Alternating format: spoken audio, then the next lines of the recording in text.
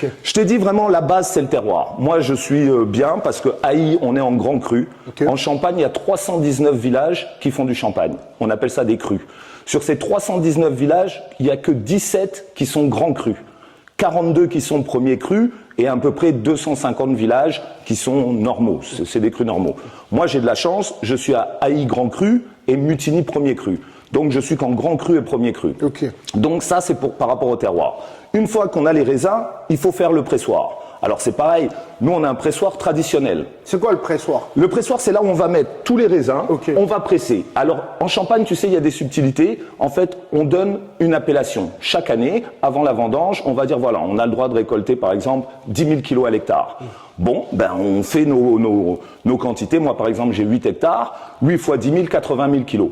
Là, maintenant, mon pressoir, c'est un pressoir de 4 000. Avec 4 000 kilos, tu sors 2 500 litres de jus. Mais tout ça, c'est fragmenté. C'est-à-dire, au début, tu comprends que quand on remplit le pressoir, les raisins, la première presse, c'est, on va dire, le meilleur jus. Okay. Moi, ce jus-là, je le mets que dans les millésimes. Okay. Ça représente à peu près 800 litres sur 2500 litres. Après, on represse, tu vois, on fait différentes manipulations. Et là, après, c'est ce qu'on appelle la cuvée. Il y a encore 1200 litres. Et à la fin, tout à la fin, une fois qu'on a pressé comme ça, on a ce qu'on appelle les tailles, c'est à peu près 500 litres.